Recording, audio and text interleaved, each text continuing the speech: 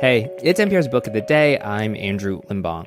When you watch tennis on TV, there's no timer on the display like there are in other sports. Time takes a back seat compared to basketball or football. And yet, in today's book about one of the greatest tennis players of all time, there's a lot of talk about managing time. The book is The Warrior, Rafael Nadal and His Kingdom of Clay. It's a biography of Rafael Nadal, one of the most famous tennis players. It's written by Christopher Clarey, who used to be a tennis correspondent at the New York Times. And Clarey tells Here Now Scott Tong about how everything from Nadal's tics to his choice of terrain came down to controlling time. That's ahead. This message comes from Sony Pictures Classics, presenting Jane Austen Wrecked My Life, starring Camille Rutherford, a new romantic comedy about a Parisian woman who dreams of becoming a successful writer and experiencing true love while attending a Jane Austen writer's residency in England. Jane Austen Wrecked My Life opens only in theaters select cities May 23rd and nationwide May 30th. For more information and tickets, visit janeaustenwreckedmylife.com.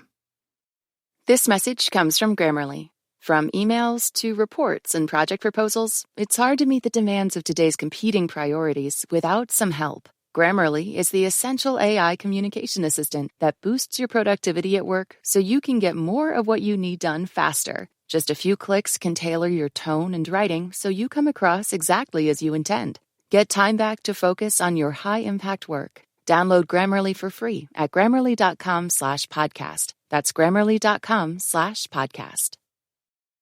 Last year, tennis superstar and legend Rafael Nadal retired after a remarkable record-breaking career. The titles, the numbers, people probably know that, but the way that I would like to be remembered more is like a good person from a small village in Mallorca That audio is courtesy of the Tennis Channel. Rafa, as he's known, won every major championship during rivalries with two others whose accomplishments are also stunning and may never be equaled, Roger Federer and Novak Djokovic. For his part, Nadal was almost unbeatable on the clay courts of the French Open. He won it a record 14 times. Think about that. And his record at the French was a ridiculous 112 wins, 4 losses. There's a new book on his life, The Warrior, Rafael Nadal and His Kingdom of Clay. The author is former longtime New York Times tennis correspondent Christopher Clarey. He's also written a biography of Federer, and Christopher joins us in studio. Hey, good to see you. Scott, good to be here. Good to see that book on the table there. It is the red color of the red clay of the French Open, which we're going to talk about. You know, one thing that surprised me reading this is Nadal's confidence, right? Some elite athletes go in thinking mentally, I'm the best in the world, and that's how I'm going to perform at my best. Nadal, not so much. Yeah, Jim Courier, the great commentator and was number one in the world, he says Nadal runs on doubt. And I think that's a good way to put it. I think Nadal needs that, and that's sort of the way he was raised by his uncle Tony, who was his mentor in tennis, and the reason he plays tennis instead of soccer. And in your interviews with Nadal, did you sense that yourself? Yeah, it's interesting, Scott. There's a contrarian spirit in the Nadal family. If you tell Rafa, you got this match in the bag, there's no question. You got to be the favorite. You've won, 12, 13 French Opens by now. You're going to win again, right? He will respond to you, arguing against your point. But if you ever tell him he doesn't have a chance, which was sometimes the case in some of the early years on grass, things like that, then the reaction is also a little bit, defensive in a different way. So there's a little bit of that contrarian dinner table spirit if the Nadal is like that. I want to play a cut of audio from Nadal in an interview with Andy Roddick, the retired American tennis star, of course. This is about the Olympics last year in Paris. Nadal learned last minute, as he tells the story, that he was going to carry the torch in front of the world, and it's going to be passed to him by Zidane, the French soccer legend, and he kind of freaked out. Let's take a listen. When I realized the moment, I started to cry a little bit before. Yeah. And when I started to cry, I say, shut up, man. Stop it. It's not the moment to cry. It's the moment to enjoy. So I say, okay, try to not be too emotional. Just enjoy the moment. So I say, okay, let's go out. Let's do the thing. And let's have fun. Did he always have that side of humanity in his life? He's got a real sensitive side to him, for sure. And I think a lot of the rituals and things that he does, Scott, through his career are meant to control a lot of those emotions and things that go on. And that is very touching because it's also Paris. just to have that moment there in Paris, I think he felt all of that. And then Zidane, because Rafa, if he loves anything more than clay court tennis, it's Real Madrid. But yeah, I think there is a fragility to Nadal, despite this sort of monstrous way that he can dominate a monstrous tennis match. biceps, come on. Yeah, exactly. But I think honestly over time, and that's the great thing about tennis, Scott, is that people get to know these guys on such an intimate level, and they have their strong opinions from watching him for 20 years. And I think you could sense, despite the amazing ability that Nadal has, there is this underlying fragility and sort of sense of wanting to keep proving himself to himself. Give us the quick tennis origin story. Well, the funny thing is that Novak Djokovic and Rafa both grew up across the street from tennis courts. Literally, if something else had been across the street, it might have been a different story. Novak's parents were skiers, and Rafa's family, including soccer was his uncle Miguel Angel was a big soccer star in Spain. You know, played for Barca and played for Mallorca and the national team. And Rafa grew up in that culture of that. And he had one uncle, Tony, who was a very, very good national level tennis player, took Rafa out and played with him. And Rafa showed this incredible ability from an early age. He just didn't miss a ball. He, of course, played tennis lefty, but he's a natural righty. I would call him mixed-handed. He signs autographs with his right hand, plays golf right-handed. He does just about everything right-handed. And was there a reason his coaches said there might be some advantage to playing tennis lefty? Ultimately, they left it up to him. What they did impose was he had two hands off both sides. He had a two-handed forehand and a two-handed backhand. Two-handed backhands are coin of the realm at the highest level in tennis. Two-handed forehands are very, very rare. And Tony, his uncle, said, I don't know anybody who reached number one in the world with two hands on both sides. Well, it limits your reach. Except for Monica Seles in the women's game who did that. But on the men's side, it's never happened. Of course, his huge weapon was this left-handed forehand and this looping spin. But as you write, it's not just the amount of spin, which has been measured, but the speed plus the spin. So he's able to just create pace and spin at the same time. Both he and Federer were able to do that. They hit something called a straight arm forehand. Extremely difficult to time and get right. But if you do, it's kind of the ultimate solution to the physics problem of how to hit a forehand. It grinds you down. It wears you out. Just incredibly high bouncing and heavy. Nadal won a ridiculous 14 French Open titles, in addition to Wimbledon and the Australian Open and the U.S. Open. Of course, the French Open is on the clay surface, not the hard courts, not grass. What about his game, or maybe his personality, is suited to clay? Well, first of all, it was his childhood surface. And I think it's a surface that rewards grit, because it's gritty itself, but also because it's a bit slower and the ball bounces up a bit higher. You have more time for point construction, much more tennis geometry that's expressed. The game is sped up so much with the technology, the rackets and the strings. Clay still requires you to construct a point in kind of the old-fashioned way. And I think just sort of the way clay gets under your skin, in your pores, everywhere over your socks and everything else, it becomes part of you.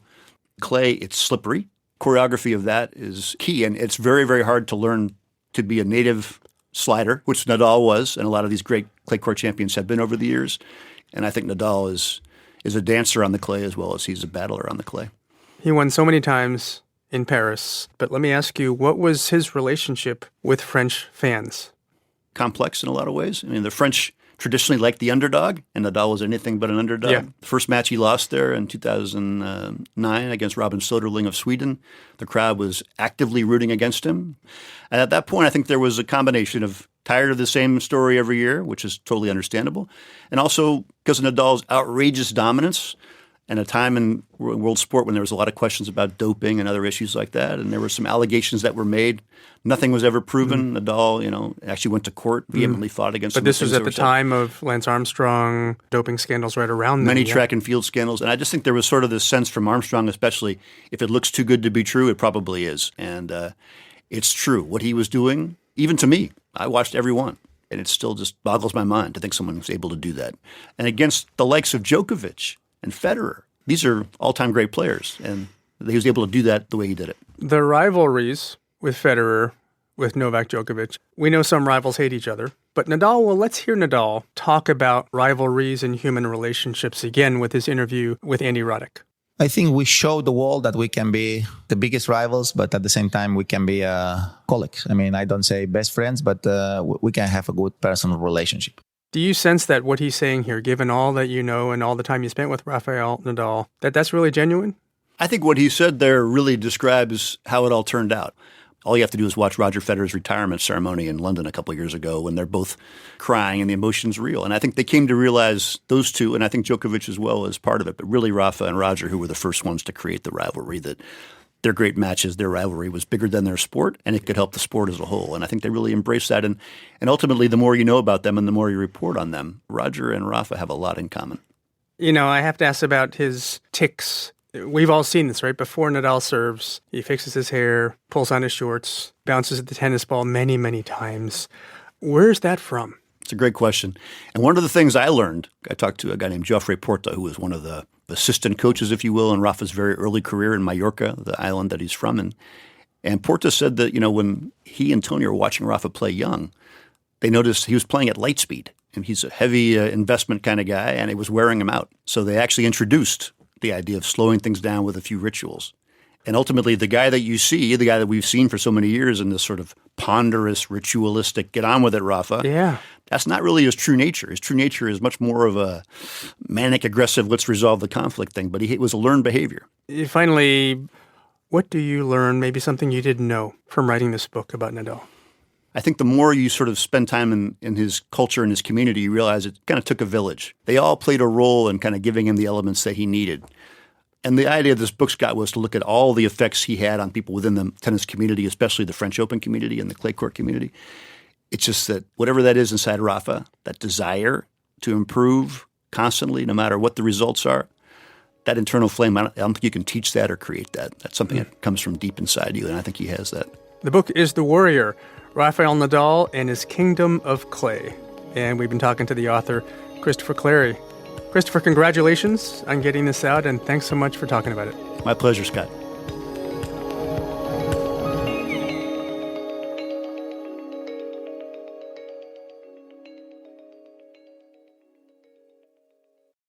This message comes from Schwab. At Schwab, how you invest is your choice, not theirs. That's why when it comes to managing your wealth, Schwab gives you more choices. You can invest and trade on your own. Plus, get advice and more comprehensive wealth solutions to help meet your unique needs. With award-winning service, low costs, and transparent advice, you can manage your wealth your way at Schwab. Visit schwab.com to learn more.